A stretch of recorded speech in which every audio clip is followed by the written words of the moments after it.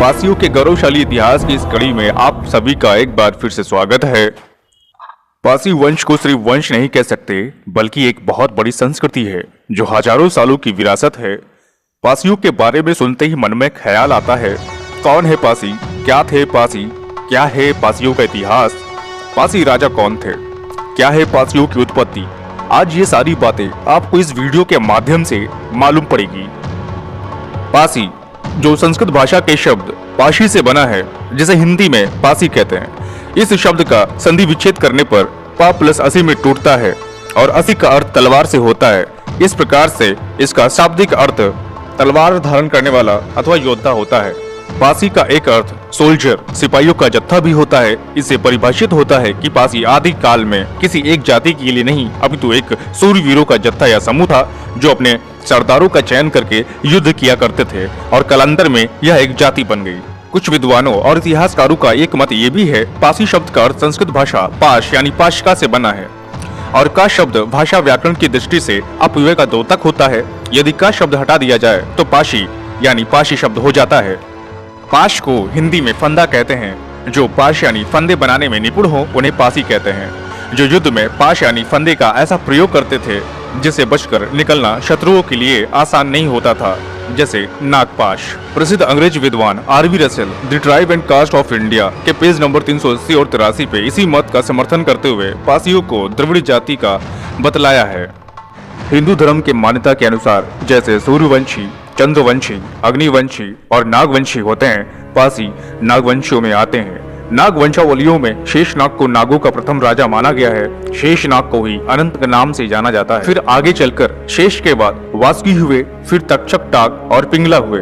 तक्षक टाक वंश से ही पासी हुए। पद्मावती के भारशिवा जो तक्षक टका राज परिवार के संतान थे, जो बाद में राजपासी पासी कहलाए। अब नागवंशियों से पासी कैसे कहलाए, इसका प्रश्न आपके मन में उठता होगा। दरअसल सन 78 ईस्वी से 150 ईस्वी तक कुषाणों का राज हो गया। कुषाणों ने इस देश की सभ्यता संस्कृति को नष्ट करना शुरू कर दिया और चारों ओर त्राही त्राही मच गई। नागवंशी शैव धर्म को मानने वाले थे। तब नागवंशियों ने शिवलिंग का भार अपने कंधे पर उठाकर पवित्र गंगा यमुना के जल से जलाभिषेक कराकर कुषाणों को इस देश से बाहर करने की प्रतिज्ञा ली थी। शिव का भार अपने कंधों पर उठाने से ये नागवंशी भारशिव की उपाधि ग्रहण की और भारशिव कहलाए और कुषाणों को इस देश से बाहर खदेड़ा, धर्म की पुनर्स्थापना की और भारशिव राजाओं ने 10 अश्वमेघ यज्ञ किए और भारशिव साम्राज्य की स्थापना की और 150 सालों तक राज किया। फिर बाद में भारशिव गुप्ता राजाओं से हार गए। भारशिव जब समुद्रगुप्त से हार गए तो गणपति नाग और समुद्रगुप्त ने आपसी मतभेद बुलाकर अपने घरों के बीच वैवाहिक संबंध स्थापित किया, जिससे जो बैर यानी दुश्मनी थी वो खत्म हो गई। तब गुप्ता राजाओं ने एक विभाग खोला जिसे दंडपाशा अधिकरण कहा गया। यह विभाग उस समय का पुलिस विभाग था।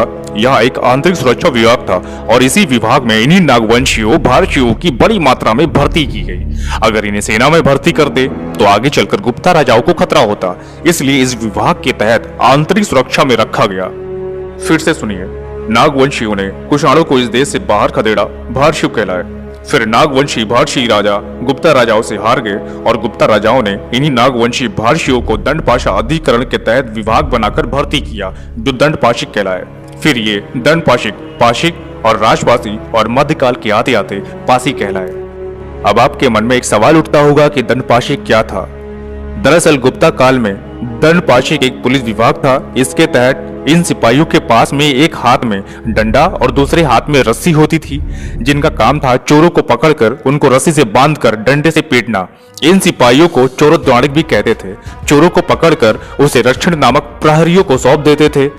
वे उसके अपराध की जांच पड़ताल करते थे और उस समय पुलिस के सिपाही को भट कहते थे।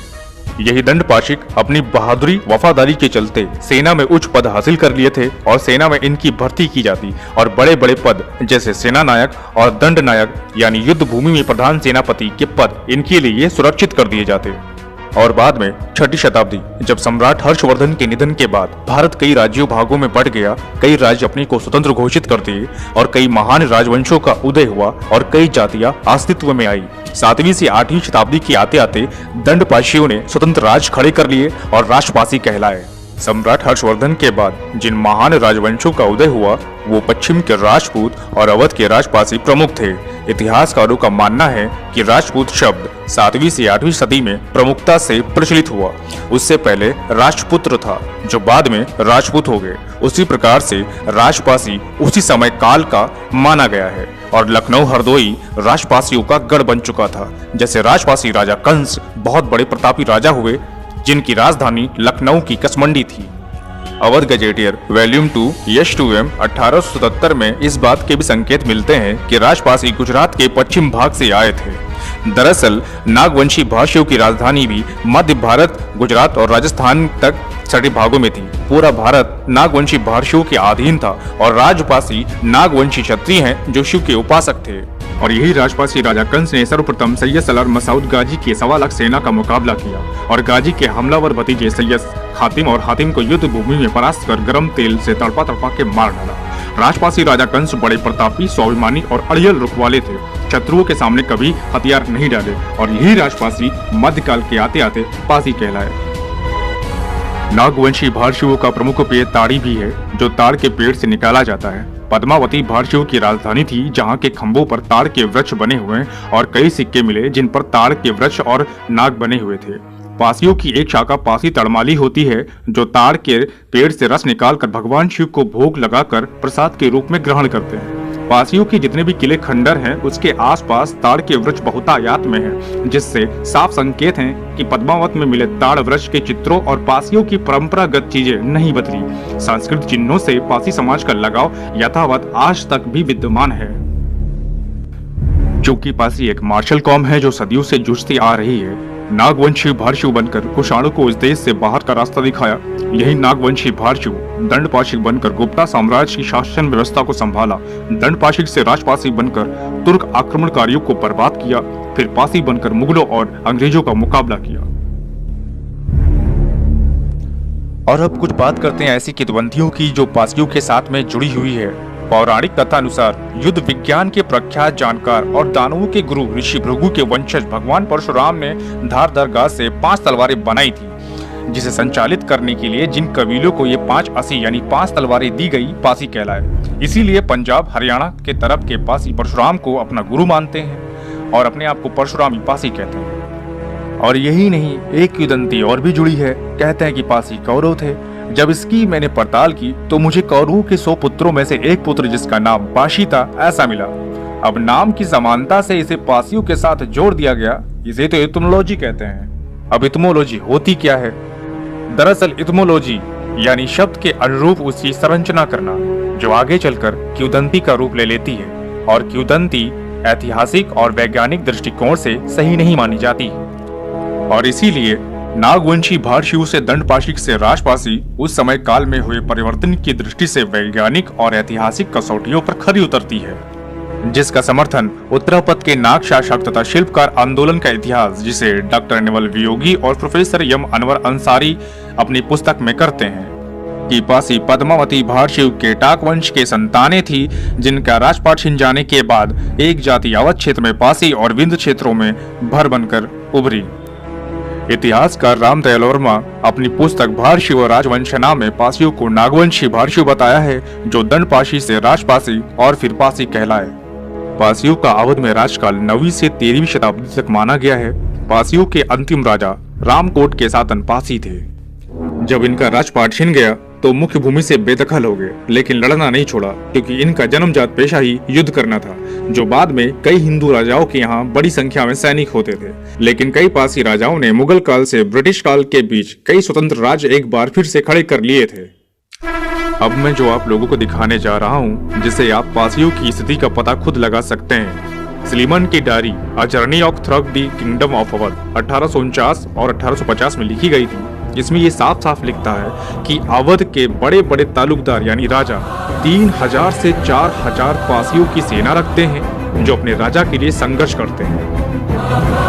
और वहीं आगे पेज नंबर 333 और 34 पर साफ साफ लिखा है 16 जनवरी 1850 को स्लीमन औरास गए। यहीं पर बादशाह के फ्रंटियर पुलिस के सुपरिटेंडेंट राजा गालिब जंग मिले, जिन्होंने बताया कि अवध में लगभग 1 लाख पासी परिवार गांव की रक्षा यानी प्रहरी के लिए नियुक्त हैं। और ये सन 1850 तक का पासियों का सबसे बड़ा रिकॉर्ड माना गया है संख्या बल के हिसाब से देखा जाए तो। और इसके आगे ये भी बताया गया है कि अवध के पासी तीरंदाजी में माहिर हैं और 100 गज की दूरी से अचूक निशाना लगाते हैं। और यही नहीं, स्पेशली ये भी बताया है कि पासी धनुष तीर का इस्तेमाल करते थे और इनके धनुष डबल कर्व यानी डबल घुमावदार होते थे, कुछ इस तरीके से। ये एक बहुत बड़ी डिटेल है अंग्रेजों के तरफ से पासियों के अस्त्रों शस्त्रों के बारे में। इन सभी बातों से अंदाजा लगाया जा सकता है कि 1850 तक की पासियों की स्थिति आज से बेहतर थी। अवध के पासियों को अंग्रेज सबसे बड़ा दुश्मन मानते थे, चाहे वो पासी राजा हो या कोई अन्य राजा हो। छोटे से लेकर बड़े राजा पासियों पर ही निर्भर रहते थे, जिसका प्रमाण आप लोग देख चुके हैं। क्योंकि अधिकतर राजा पासियों का इस्तेमाल अंग्रेजों के खिलाफ करते थे, इसलिए अंग्रेजों को पासियों का खौफ बना रहा। ये सारे प्रमाण इस बात का सबूत है जब पासियों से उनका राजपाट छिन गया, लेकिन अपनी जन्मजात प्रवृत्ति के कारण लड़ना नहीं छोड़ा। और इसीलिए 18वीं सदी के आते आते अवध के हर छोटी बड़ी रियासतों में वे सेनापति और सैनिक पद पर तैनात थे, क्योंकि वो राजा ही कहां जिसका खून ठंडा पड़ जाए। और यही गुण पासियों में 1850 तक देखी जा सकती है। आइए एक चार्ट समझते हैं, आपको समझने में आसानी हो। 3री से 4वीं सदी नागवंशी भारतीयों का राज और गुप्ता राजाओं से संघर्ष हुआ, पद मिला सेनापति और सैनिकों का। एक बार फिर से राजपासियों ने सत्ता स्थापित किया। 10वीं से 13वीं सदी राजपासियों का संघर्ष तुर्कों और खिलजियों से। जब राजपाट गया तो इनकी स्थिति एक बार फिर से सेनापतियों और सैनिकों के रूप में बनी रही। यानी इन सभी चीजों में एक चीज ऐसी है जो कॉमन है, जो नहीं बदली, और वो है सैनिक सेनापतियों का पद, जिसका प्रमाण आप लोग देख चुके हो। क्योंकि पासियों में नागवंशी राजाओं का उमड़ता हुआ रक्त विद्यमान है, जिनके बागी तेवर 1857 तक देखी गई। 1830 से 1857 तक कुछ ऐसे वीर पासी सेनापतियों के नाम हैं जो अमर हैं, जैसे सेनापति वीरा पासी, सेनापति गोरखरन पासी, चंदा पासी और इंदल पासी, पासी भगवंत सिंह रावत, पासी सुफल सिंह रावत। इसलिए जब अंग्रेजों ने पासियों की रिपोर्ट तैयार की, जिसमें निष्कर्ष निकाला कि अवध की जितनी रियासतें हैं 3 से 4 हजार की पासियों की फौजें रखे हैं और 13 पासी राजा ऐसे हैं जो अंग्रेजों के विरोध में हैं, जो अंग्रेजी सत्ता के लिए घातक है। एक अंग्रेज लेखक मार्टिन गोमिन्स ने जब ये पाया कि 1857 की क्रांति में सबसे ज्यादा भूमिका इन पासियों ने निभाई है, तो उसने अपनी पुस्तक 1858 के एन अकाउंट ऑफ म्यूटनी के पेज नंबर 72 और 73 पर ब्रिटिश सरकार को आगाह करते हुए यहाँ तक कह दिया कि इन पासियों को भविष्य में बेहद निर्दयता से कुचलना होगा।